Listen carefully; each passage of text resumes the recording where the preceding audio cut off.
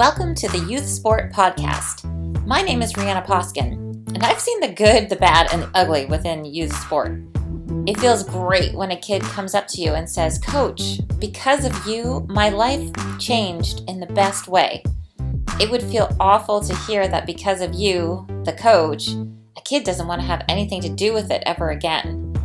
I believe that kids deserve to have fun, to learn, to grow, to compete, and to play in a great environment. Join me as I interview guests that spill the tea on youth sport in order to help you make an enormous impact with kids right now. This episode of the Youth Sport Podcast is brought to you by Lululemon. I am part of the Lululemon Collective and will receive commissions when you shop through my link. Buying something for you or your loved ones, like my favorite warm down joggers, helps me to continue to bring interesting and empowering conversations for everyone. I have to tell you, when I'm coaching, I want to make sure that I'm dressed appropriately, I'm comfortable, my clothes stand up to all kinds of random situations, and that I have pockets. You never know who's going to ask you to hold something for them or what random things you need to carry with you. The Lululemon warm down joggers take care of all of my needs. I invite you to find your go-to item by browsing through the entire Lululemon site. You won't be disappointed. Please use the link provided in the video description below to start shopping. Welcome to another episode of the Youth Sport Podcast. I have an amazing guest with me today. Katie Ranger is here. Hello, Katie. Hi, how are you? Yeah, thanks for being here. I want to give everybody just a rundown of who you are so that we can tell people about the great things that you've done and where that's led to you where you are today. Katie Ranger has been an athlete in the Women's Canadian National Lacrosse Team program for the last 13 years and as a coach for the last 4 years in the Ontario Women's Field Lacrosse League. On the field, she was named to the all-world team at the 2013 Lacrosse World Championship as a defender and was co-captain of the senior women's team during their 2017 campaign. While playing at Penn State University, Ranger was the team's captain and ranked in the top 25 in NCAA Division I for ground balls and caused turnovers. In the 2018 season, she was the head coach of the Oshawa Lady Blue Knights and led the team to an undefeated season and an Ontario Provincial Championship. Ranger is also a national level umpire in women's field lacrosse, and we're going to talk about that today. Katie was named to the coaching staff of the U19 Canadian national team in 2019. And she's also a super smart person. Her career is in chemical engineering, and we're going to talk about academics and sport as well. Before we get started, though, I wanted to just tell everybody a quick story because my first impression of Katie Ranger was of a really patient and kind and loving person because we were on an airplane going to a mutual friend, my brother's wedding. And I had a 3-month-old baby. And so for someone to get in the seat beside the woman with the 3-month-old baby and not make a big deal about it was pretty incredible. In fact, she was actually really curious about all of the things that I was going through as a mom. And I just really appreciated that I didn't have to be stressed out about how you were feeling sitting beside me, worrying about a kid that was going to cry the whole flight. So thank you for making that flight really enjoyable. It was fun. It was fun. Your kids were crawling over me. I loved it. Not everybody would be okay with that. Okay, let's get started. So many questions. And so we know each other, but we don't know each other super well. And I'm really excited to get to know you better. And let's go back to the beginning. What sports did you play as a young person? Growing up, I started out playing, experimental, like soccer, swimming lessons, all those things when I was really little. And then got into hockey and played that from when I was a little kid all the way up until high school. And then when I was about 9, I started playing women's field lacrosse. Okay. And then continued playing that through high school. And yeah, continued on with that. Did you have siblings? Was the whole family involved in sport? I do. I have an older brother and an older sister. My brother played ice hockey as well. He was a goalie. He played in the OHL as a goalie, Ontario Hockey League. And my sister was actually a synchronized swimmer. So Okay. she did like the whole group duets, solos, and she swam, I think, at the national level for synchro. Okay. So the whole family was involved in helping you guys be the best athletes that you could be. That's awesome. How Yes, was my it for your parents are parents? saints. Yeah. I was just gonna say they are saints. They were, driving us from here to there, and obviously the financial commitment was incredible, and their support. To be honest, I think that they kept us in sports to keep us out of trouble, which worked. Yeah. Yeah. But obviously also helped develop our self confidence and competitiveness and all that. So they were definitely a key factor. Yeah. That's awesome. So lacrosse, was it popular for you, or like how did you get into that?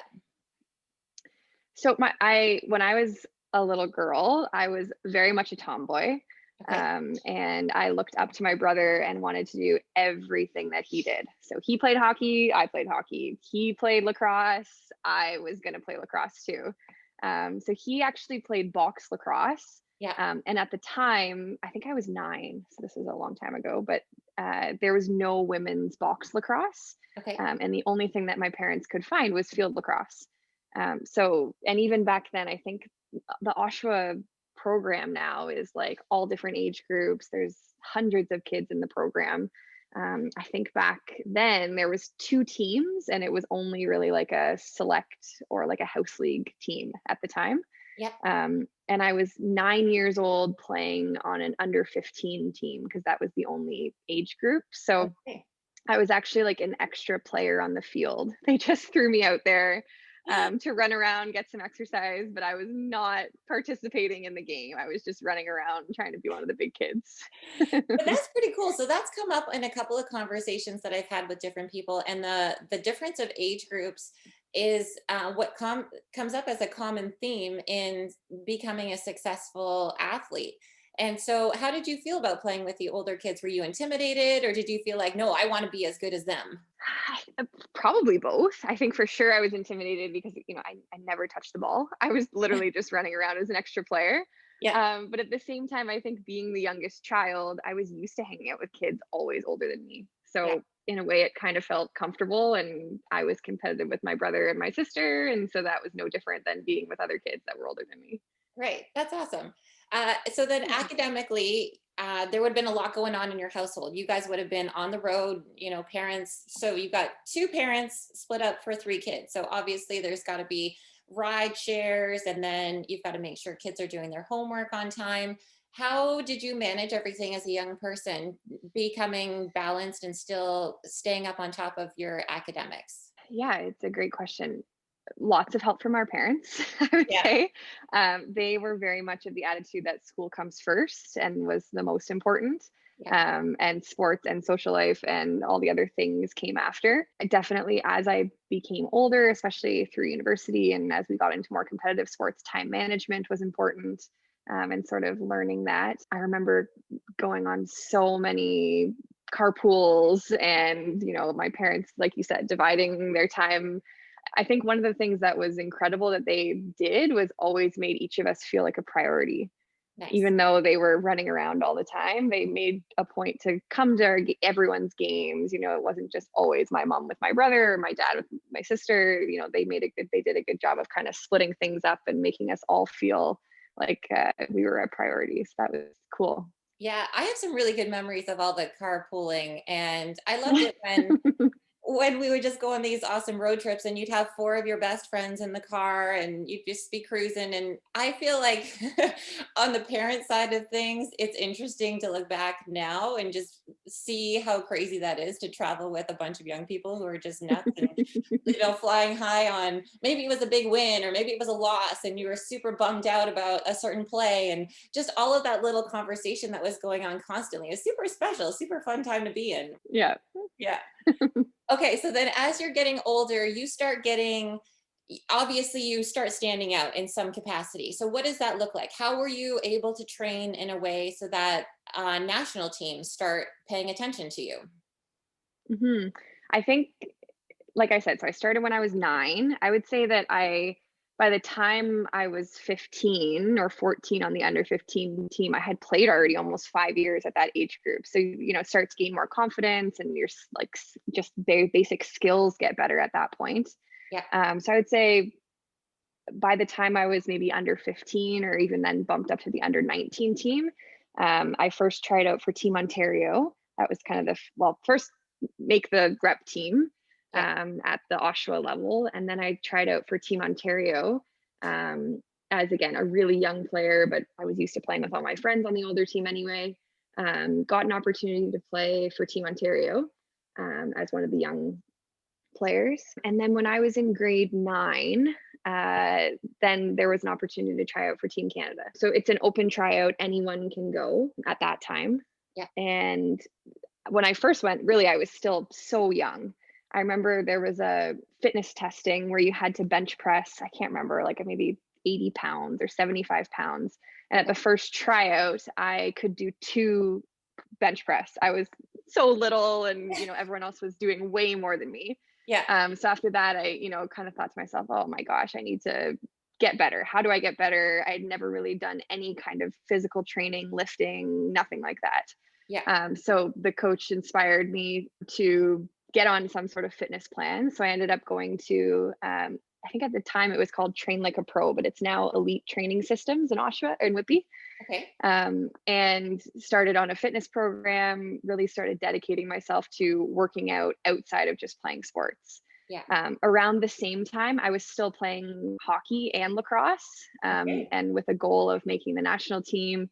I decided to focus only on lacrosse, still playing school sports, but outside of school, Yeah. focus only on lacrosse. And I remember, I think the next tryout was maybe 4 or 5 or 6 months after that. And when I came back, I went from 2 bench press to being able to do like 25 bench press Awesome. within that 6-month period, just because I didn't have the muscle, I didn't have the structure yet to do it Yeah. in the training. So I think that was sort of my first taste of, wow, I can really be better than what I'm doing right now, just playing for fun.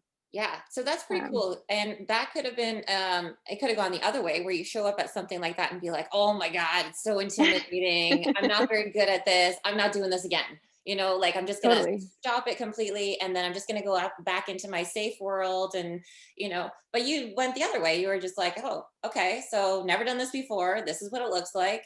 I'm going to figure out how to make it work. And you did it. So congratulations. I think just as Thank that you. learning experience, it probably has helped you in a lot of other areas of your life as well, I would assume. Yeah, I Yeah. think at that time, I had the attitude of, I have nothing to lose. The Yeah. worst that can happen is I get cut, and I think I was maybe the youngest player, or one of the younger players trying out anyway. So it was Yeah. almost like, I have absolutely nothing to lose. There's no pressure on me to do this. I'm just going to give it my absolute best shot and see how good I can be. Awesome. And then ended up making the team as the youngest player to make the team. So that was kind of cool. Yeah, that's super cool. Now, what does it look like when you're competing against other young girls? Is there a lot of inner competition? Are people cool with each other? Or what does that look like? So at the under 19 level, again, I was 15 playing on an under 19. I was just so happy to be there. Yeah. I was like completely removed from all the politics. I know that, obviously there is some drama or whatever just from teenagers in general, whether or not it's sports. Yeah. But I was sort of removed from that just because I was so young and innocent. I wasn't really a part of any of the drama. I was just like in there like a dirty shirt, like, again, so happy to be there. I would do it anyone. I would Yeah. fit in with any group that would accept me at that point. And we talk about goals. So what was your goal at that point? Were they small benchmark goals? Like I just have to, first I just have to in this 6 months be able to do this fitness component. And then at that point I go to the tryout, I perform well at the tryout. And then was there ever this huge big picture goal, or did you just have these little things along the way that you were working towards? Yeah, it's funny. I think the long-term goal was to make Team Canada. Okay. But at that time it was almost scary to really give myself to that goal because it felt unattainable, or it felt like such a exciting thing. I would almost be like scared to admit to myself that that is the goal. Okay. So it was much more manageable to break it down into small pieces. Like, I'm going to get as fit as I can. I'm going to, you know, train as hard as I can until the next tryout. And at the next tryout, you know, what can I do to improve? How do you see me fitting in on this team? What can I do to, you know, lots of those questions with coaches. What can I do to make the team? What are you looking for from me? And Right. then taking those pieces of information and going back and working out and training and all that stuff. I remember once I had actually made the U19 national team, it was almost like, okay, what do I want now? And that was when one of my former coaches, Barb Boyce, said, you know, at this point, you're already on the team. Now your goal is to become a starter.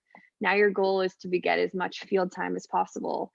Now your goal is to help win a championship. So it's almost like you have all these goals to make the team, and then it was amazing that you achieve it, but you can't stop there either. You have to then continue looking forward and, you know, what's the next step? How can you keep improving and getting better Yeah. and Wasn't all it that? Michael Jordan who said the time that I stop learning is the time that I stop playing, something like that? Totally. Yeah. Yeah, it's Yeah. true.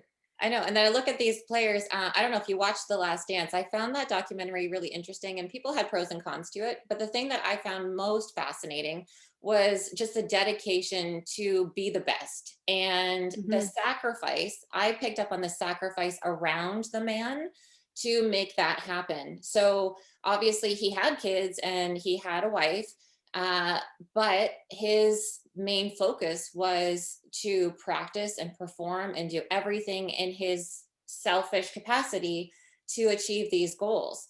And so I wanted to talk to you a little bit about that too, because I think as a young woman, we have outside pressures that come at us where, you know, friends want to hang out with us and we start getting interested in boys or girls, depending on your sexual orientation.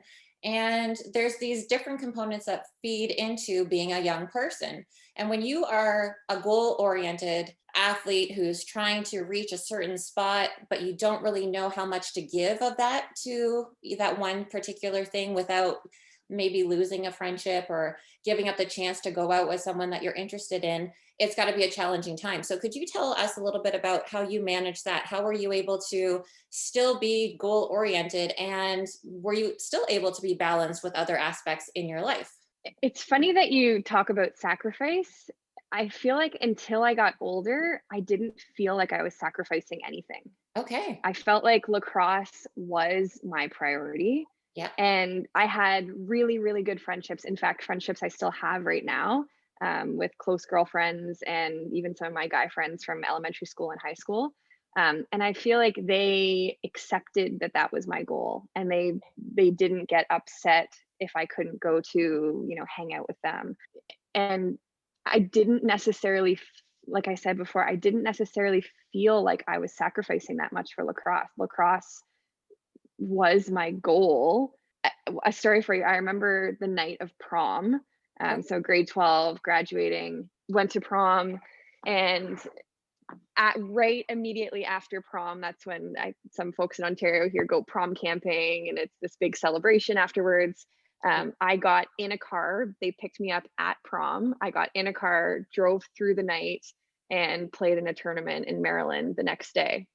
So I was like getting out of my dress in the van. We drove through the night. Anyways, but it didn't feel like I was sacrificing prom camping. I mean, I wasn't even upset to really miss it. Okay.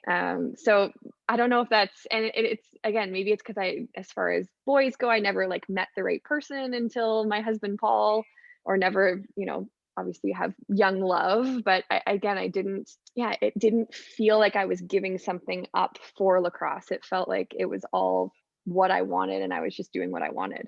That's awesome. When you were saying that, it reminded me of a friend of mine who smoked, and we were hanging out at, I don't know, some house party when we were pretty young, and everybody knew that I played sports and I was going to be going off to university, and I needed to make sure that I was in the best shape that I Yeah. could be in order to play.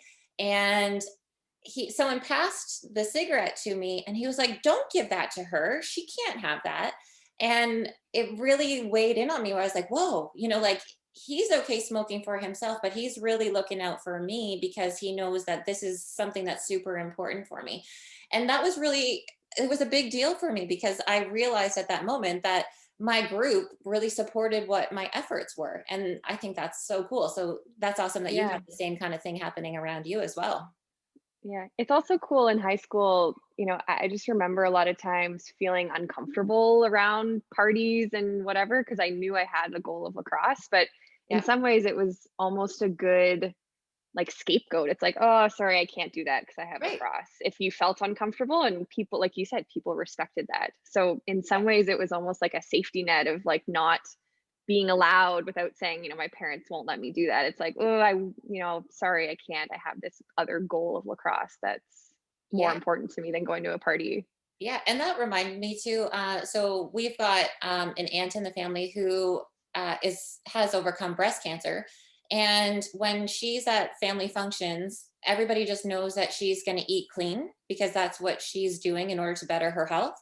And nobody will say, "Oh, just have a glass of wine," or "Oh, just have a piece of cake," or something, because they know that this is what she's chosen to do, and this is how it's going to be. Whereas with someone else, maybe, if you don't explicitly say, no, this is my why, this is what's super important for me, you could slip pretty easily and you could say, oh yeah, that's Mhm. okay. I'll have a glass of wine now, or I'll have this cheesecake now, or whatever. And I'm not saying anything against cheesecake and wine. Just saying that when you explicitly, openly tell others what your goals are, then I almost feel like you become more accountable, maybe, to holding Mhm. on to that. Would you agree? Yeah, definitely. And too, it's like, you know, accountability for sure, but also, you don't like peer pressure is what comes to mind when we're talking about all that. Maybe folks don't have as much peer pressure on you, and it's easier to deflect the peer pressure of doing anything that you don't want to do or not comfortable with. Yeah, yeah, for sure. And so that's a huge lesson, I think, for young people to just be okay to say, you know what, I'm not comfortable with that. And I think the reaction from the peers could be good or bad, but if you're pretty true to who you are, then it doesn't really matter what other people say because you've got something pretty strong inside of you that's going to take you where you want to go. And I think that's cool. So now let's go on to university.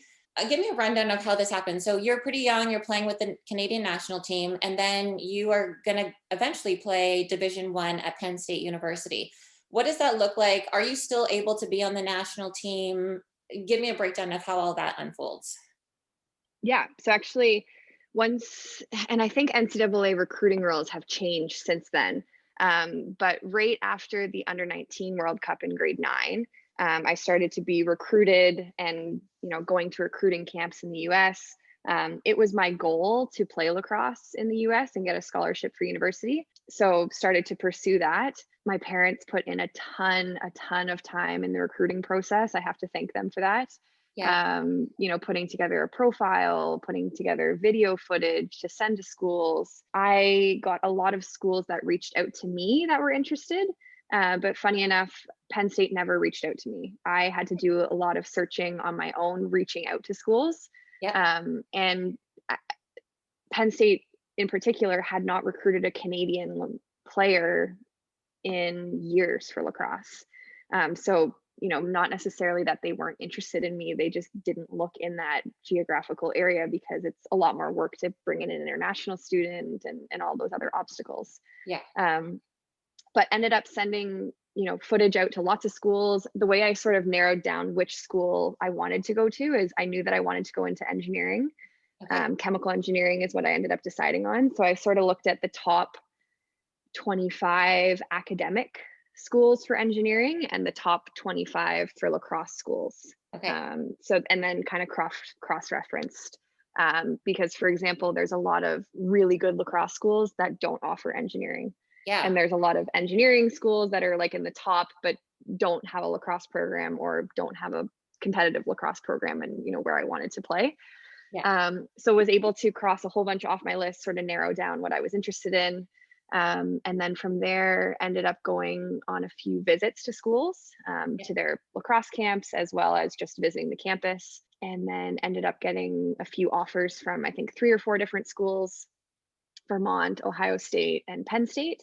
and I think Louisville as well. Then from there, narrowed it down to Penn State or Ohio State, kind of back and forth. I really liked Ohio State as well.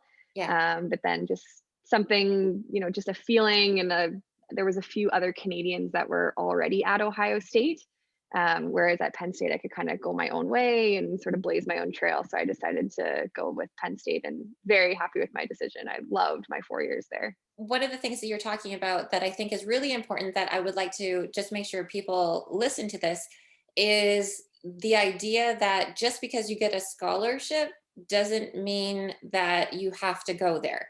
Because I see a lot of people who go through a program that they don't care about, and then they finish playing, and then all of a sudden they're like, oh, this isn't what I want to do for my life. So then all of a sudden you have to go back to school again.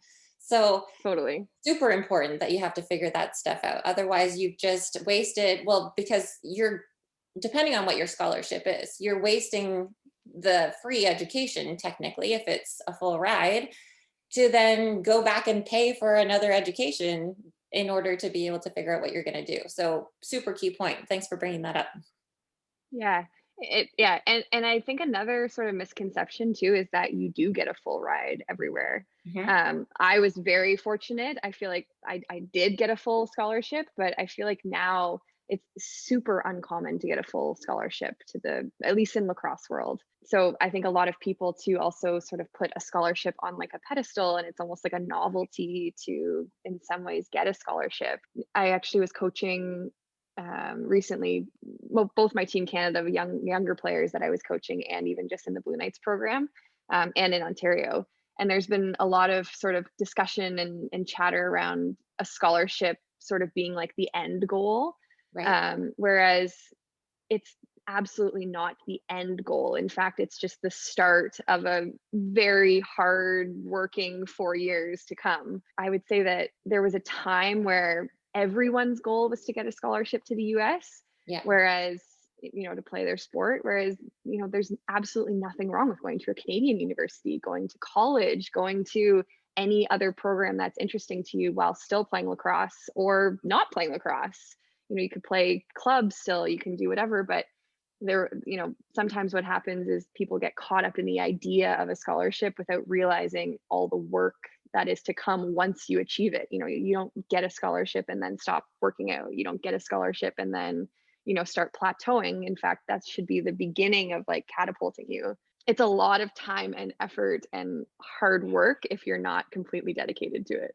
Yeah, absolutely. It's almost like having a second job where you have to make sure that well, we even had to make sure that our course calendar fit with what our training was. So we couldn't take Hmm. classes outside of certain hours because we would either be on the road or we'd be up at the fields. Like if you're not able Hmm. to fit all of those pieces in and be used to being on the go constantly because there's not a lot of downtime, then that might be a huge adjustment to what university life looks like. Hmm. For sure. How were you in your first year? So you moved from Canada, you moved to the United States. We're bordering countries, but there are some differences. How were you? And then of course you said you wanted to go your own way. So you're kind of like this singular person in this new group of people. How was that for you? Yeah. Um, It was scary, for sure. Yeah. It was Yeah. scary. I Right before I went to school, so I had played in an under 19 national championship when I was in grade 9, and then right after grade 12, I actually left grade 12 a little bit early to go to Prague, Okay. to compete in the senior national World Cup. I made that team as an 18-year-old or Okay. 17-year-old. And then right after that experience, I then left in August for school. So I didn't really have any downtime in between leaving school, high school early, playing in a World Cup, and then going to Penn State. So it was kind of a whirlwind of a summer. And then I got there, and when you're an international student, at least at Penn State, you had to go a few weeks early for international orientation. So I was at school at Penn State for a few weeks before I even met my teammates. Okay. So getting to know the campus. I actually did a Big Ten interview on me because I just happened to be on campus and they needed a lacrosse player at the time, which was kind of funny. Yeah, that's good. Um, and then once the season, so it was actually a pretty a nice transition into going to university because it was nice and slow. And then the team started to arrive back on campus in August and September. And then we had like fitness testing and classes started and practice. And I think at that point, it was almost like a fairy tale of how easy university was. And then as soon as practice and training and everything started, I was like, oh my God, this is a lot of work. Yeah. And I had just gone from being like a, very good sort of confident lacrosse player who was maybe a big fish in a small pond in Canada to then going to school and was absolutely not the star on the team. Okay. I had just come off of a senior national World Cup, and then now I'm not even really playing, or I'm not confident in my playing. There was a big adjustment that I needed to make. In fact, I think it was one of the best things I did was see a sports psychologist my first year there, Awesome. to help me try and gain confidence and, how do I fit in on this team? How can I bring some of my experiences, even though I'm a young player on the team and, don't necessarily have the respect yet from the older players, but also have a lot of experience that I can bring from my international time that I was playing. Yep. So it was I would say I called home crying a lot to my parents. They were Yeah. definitely the backbone, but also sort of learning and where I fit in on the team, both on the field and from a social perspective. My freshman class was actually quite small. So sometimes you come in with like 5 to 8 people in your class, Yep. your age group. It was just myself and 2 other players. One was also an international student from Australia, and the other was an American. And then, actually, as we continued to progress, it ended up just being the 2 of us, myself and Molly Fernandez, in our class.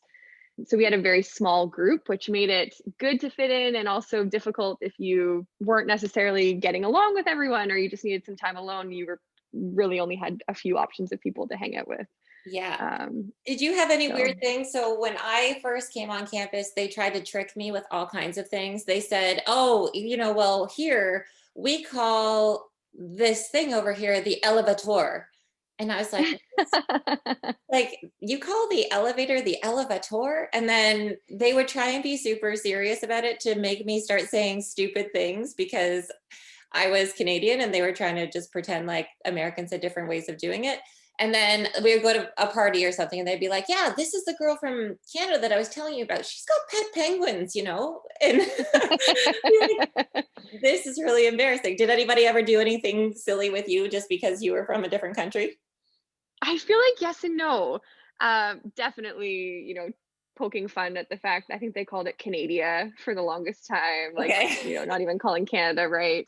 Yeah. Um, there was also like some other challenges, just like it's hard to get a cell phone in the US. Like you Yes. can't just like go home when you want to. Like some other folks would go home and see their parents. There's definitely some changes, even just like um I didn't have a social security number, so there was forms that I couldn't fill out, and so Yeah. not necessarily as much people trying to trick me, but there were definitely obstacles of being a Canadian, and I was the only Canadian on the team, so there was no one else to really, Yeah. chat with about it. You were pretty good, it sounds like, even from a young age, going up to coaches and being like, "Hey, how can I do this better? How can you help me? What do you need to see from me in order to make this, work out?"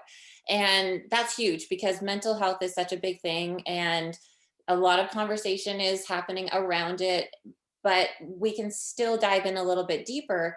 And just having someone be confident enough to ask the right questions might be a good place to start. So, what gave you the confidence to just speak for yourself and be independent enough to ask your coaches straight on, face to face, "What can I do?" I think it started when I first started trying out for Team Canada, and definitely a prod for my parents to say, what are they looking for from you? How do you know that you're doing a good job? Yeah. You don't necessarily feel like you're doing everything, but maybe they think that you are. Or maybe you think you need to be a forward, but they see you as a defender, or all those types of things. So I think it started then when I was 15, and then as I got older, it just became more normal and more comfortable to start asking those questions. I think the biggest question that I always ask is, where do you see me fitting in on the team? And is there anything else that I can be doing, or anything that you want me to see me working on between now and the next time you see me? Or should I have a focus this week at practice? Or, even being forward enough to say, my goal is to achieve this. Is what do I need to do to, for you to see me in that light?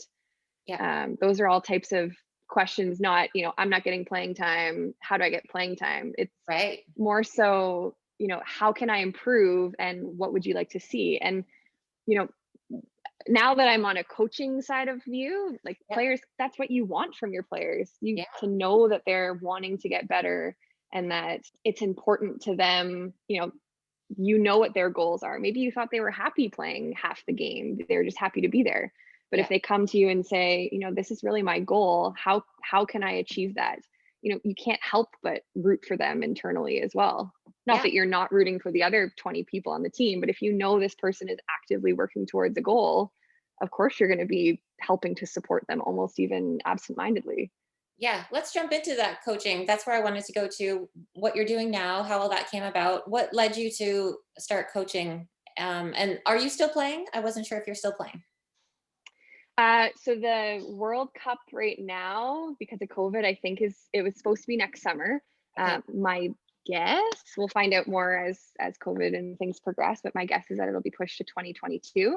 Okay. I'm a little bit undecided if I'm going to continue playing or not.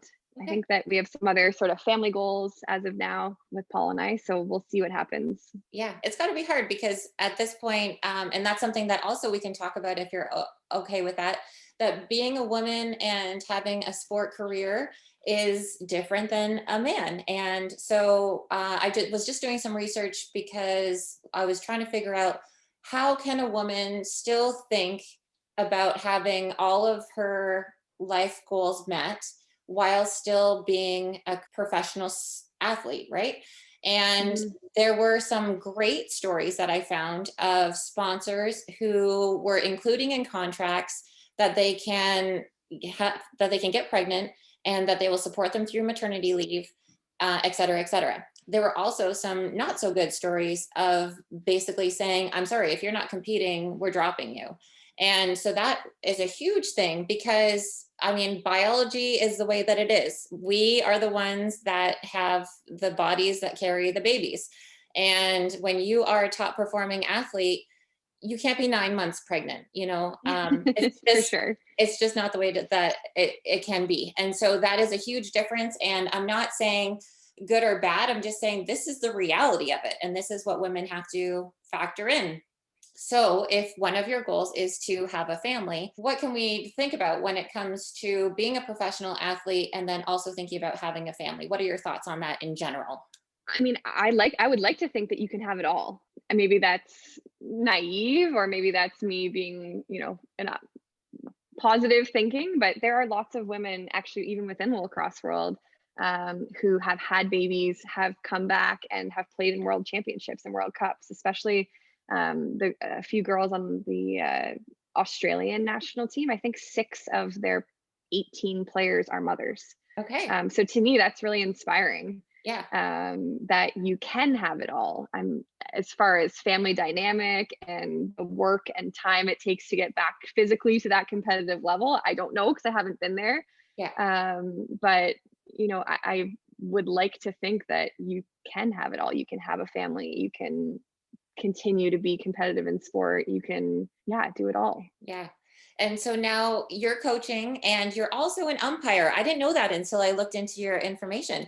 So this is something that we haven't talked yet in some of the conversations that I've had. And I would like to support umpires and referees, our officials in general, to make sure that we respect and appreciate what they do because the game is not going to happen unless they're there. So what Yeah. led you into becoming an umpire for lacrosse? I started umpiring, I think, when I was 15. I started pretty young, just in like the house league program in Oshawa. Yeah. To be honest, it was way better money than working minimum wage at any retail or fast food place. Yeah. So I got into it for three reasons. One, it was good money. Two, it was easy because I knew the game of lacrosse and I pretty much knew the rules from playing for all those years. Yeah. And three, there was a little fitness. You're still running up and down the field. You know, you weren't sitting at a desk or doing Yeah. something like that. So I could still be active and make money doing it. Yeah. And for the most part, I was at the field anyways. So if I had a game, you know, in the morning and afternoon, I could ref in the middle. And parents would drop me off at the field. I would ref and play all day, and then I would come home. Your energy must have been amazing to be able to do that. I think back, I'm like, oh, I don't know if I could do that now, but Did you have any crazy stories from being in the middle of the game in a different capacity? You're not the athlete, you're the umpire. How were parents with you? I think there's always a few vocal parents and coaches to navigate. That's Actually, very one of the things, politically stated. no, but it's true. I mean, Yeah. I think it's hard because, and this is my view on umpiring, they typically put the most experienced umpires on the highest level games. So if you think about even within like a rep program, they put, the highest level umpires and referees on like the older players, the higher level games. And for the most part, there's few parents or fans at those games, at least in the lacrosse world. Okay. Whereas they put the least experienced, newest umpires on the younger games, maybe 10-year-old players or 13-year-old players or something like that, where everybody's parents are there, both parents, all the siblings, all the grandparents, everyone. Yeah. So we're almost setting them up for failure in a way because we're putting these young, inexperienced refs who are still gaining confidence and even blowing the whistle Yeah. in front of all these parents, all Yeah. these fans, all these coaches, and everyone thinks their kid is the best player in the world. Yeah. So I think that one good thing that the Ontario women's lacrosse field has done, and this is rare in my opinion, I don't know hockey and other sports as well, but they've put together sort of a mentoring program Okay. where you have a more senior official on the games with the younger players. So they're not necessarily, they could be on the field with them, but more so in between halftime or if there's a timeout, that mentor referee can give them tips. They can, give them confidence in their calls. They can encourage them to blow the whistle more. They can encourage them to, have more confidence and ignore the parents on the sideline. One of their other jobs is to sort of have a policing almost of the sideline. If they see something getting out of control, they have the authority to step in.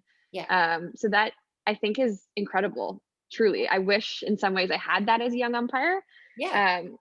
I think that I was fairly confident from the beginning, and had the ability to let comments roll off my back. Good for you, because that's hard. But I also think at that time I had already played for Team Canada. I had lots of confidence within my, self and ability at that time. I Yeah. think, if I look back at another 15-year-old now, I think I can't believe we're subjecting them to that. Yeah. It's not fair that they're being yelled at, that their calls are being questioned. At that age, from a mentor umpire perspective, all we're trying to get them to do is blow the whistle and have confidence in actually making calls, Okay. whether or not it's the right call. Yeah. Just to make any call. Yeah. That I is could like imagine our race. if I was a mom on the sideline and I was giving you a hard time and you were on the Canadian national team and someone was like, "Hey, do you know who she is?" I'd be like, "Oh man, yeah, she knows this game a lot more than I do." For Yeah. sure. But at that time, even still, I wasn't, the best umpire. I was still learning and Yeah. getting my ground and whatever. But yeah. So I stayed at sort of my level one umpire for a number of years. While I was playing competitively, I didn't necessarily progress too much. And then in the last 5 or 6 years, I started taking more of the courses, and now I have my national level umpire, which means I can ref like a provincial or no, a Canadian championship, cross provincial. Awesome. And the next step for me would be to ref at a World Cup. You can do that as sort of a level 3 national, and that's how you become rated as an international referee. So Okay. that is one of my goals. Cool. I think there's only a few people who have played, coached, and refereed at World Cups, Yeah. and I Yeah. want to join that club What do they call if it? I A can. trifecta? Maybe, yeah. I think Carolyn Toll and Cheryl McNeil are two sort of my mentors from a coaching perspective, umpiring and playing, and they've both done that. So I'm gonna try and join that crew if I Awesome. can.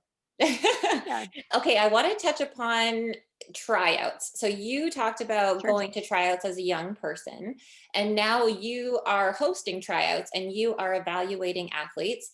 How can we help our athletes prepare for that stressful time? I think preparation is key to go into a tryout with confidence. One of the things that I learned both from being in tryouts and also being on the other side of it is one thing that is completely within the athlete's control is their fitness level.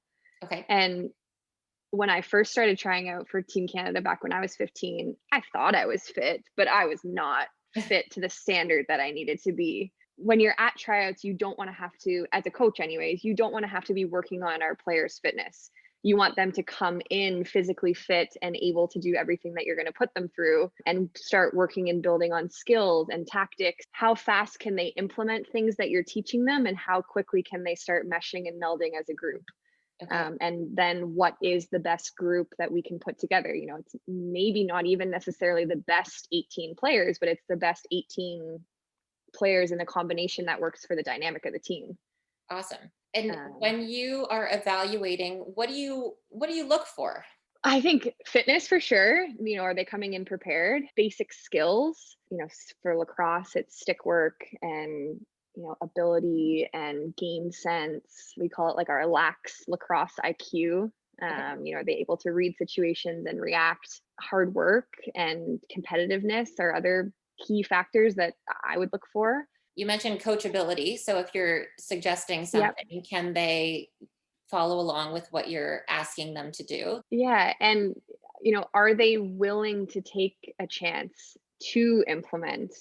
I think sometimes that people think at tryouts it's not the time to try new things. Yeah. And in some cases, if you're a defender, you don't necessarily want to go on the attack and start trying out as an attacker, but within your lens, you want to try and take chances. And I remember one of the best pieces of advice that someone gave me during a tryout. I was maybe on the bubble as a player trying out. I think it was when I was trying out for the senior national team as an 18-year-old, Okay. the youngest player trying out there. They said, you have all the raw talent and skill, but you can't wait for the opportunity to come to you. You have to go out and take it. So, you can't just wait for the ball to come to you and then make a good play. You can't just, wait for someone to start dodging on you and then you take the ball from them. You have to actively go out and make an impact by yourself. You have to take chances. You have to go for an interception. You have to, yeah, you can't just wait for the opportunity to come to you. You have to create it. And then how did that change the way that you played? I think it's a shift in mindset too, that you're not just, especially in a tryout, how do you stand out? You don't want to do so much that you're seen as like a selfish player, that you're not passing, but again, within your area, what can you control? Yeah. What can you control? I think in some sense I was maybe more aggressive. In some senses, I just, when it was my time to shine, I really took advantage of it. So I wasn't going around doing everything, but when it was, an opportunity that I could take, I Yeah. went 100% at it instead of maybe being like, oh, should I do that? Should I not do that? What Right. if I get burned? It's Right. a difference in mentality. Yeah. Instead of second guessing yourself, you're just making a decision and rolling with it. We've only got a little bit of time left. I don't want to take up too much of your time, but I wanted to talk about your coach's influence on you. Do you have any stories of someone that really impacted you? And it could be in a good way or in a bad way or both. What happened in your upbringing where coaches made a difference in your life? I've had the opportunity to be coached by some strong, amazing female coaches, which I think has empowered me to try and emulate that for my players. Yeah. My first ever lacrosse coaches were Jess Brownridge or Jess Marqueux now, and Tammy Jones, Tammy Rayner now. Okay. They were my first ever lacrosse coaches, and they were amazing. From transit, they were player focused. They were, encouraging. They were fun. They made lacrosse fun. I remember just looking up to them so much as a young player. Yeah. After those two first coaches, another coach that really had an impact in my lacrosse career and honestly in my life was my high school coach, Carolyn Toll. Okay. She is an amazing woman. Again, super fun, super competitive, a great human being and person to be around. So she coached me all 4 years of high school and really was someone who challenged me to be the best that I could be. She had played lacrosse at Team Canada level. She coached at the U19 level, and she was one of the folks that I was saying had umpired at the World Cup level as well. She's a high school teacher. She's an amazing human being. And actually, after while I was playing and I started coaching, I had an opportunity to coach under her. I actually coached her daughter's team with her at, I think, U13 level, all the way up to, I just coached those girls actually at the U19 World Cup. Yeah. And it was interesting to go from being her player to then being her coach. I picked up on a lot of the things that she did as a coach.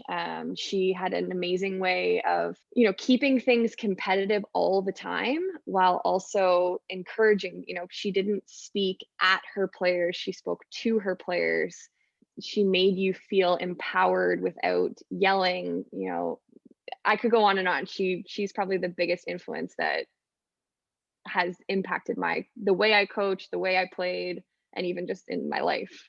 Yeah, that's awesome. And did it matter to you that you had female presence around you? Would you have had the same impact, do you think, had it been a male, or do you think it mattered? It was just the person? I've had male coaches. Yeah. Scott Teeter was our last coach for Team Canada. He is amazing. I think it did matter that I had strong females in my teen years.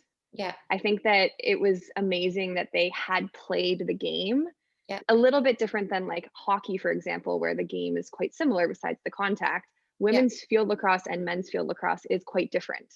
Mhm. So it was amazing to have women who had played the game and who were strong female presence. I think that because of what they just emulated day to day, you couldn't help but also want to be like them and, use them as a mentor, and have confidence and, yeah. So I think it did matter for me. I think it was Yeah. nice to have strong females around.